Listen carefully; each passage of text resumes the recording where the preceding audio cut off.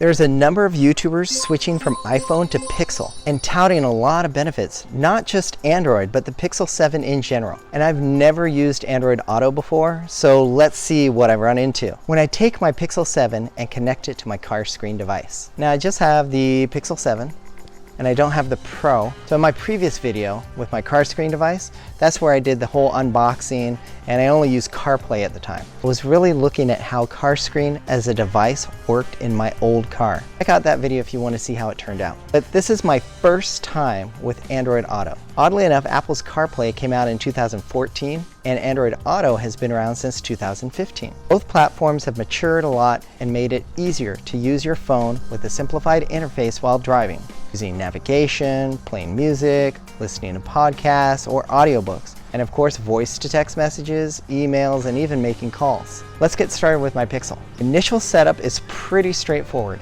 I connected with a USB-C cable to my CarScreen device. Either iPhone or Android is automatically detected, and CarPlay or Android Auto load as a result. Hey Google is enabled, and the default map comes up, as well as a podcast episodes player.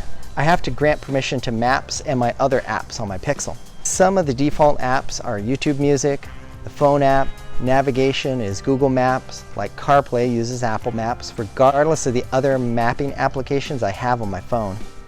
So an interesting thing I found, I don't know if this is specific to the CarScreen, but my Pixel connects over Bluetooth in addition to USB-C. In fact, when I plug in my iPhone directly into CarScreen, the Wi-Fi to my Pixel takes over and Android Auto runs instead. And despite deleting the Bluetooth connection on my Pixel, it automatically comes back and Android Auto continues to dominate on my CarScreen.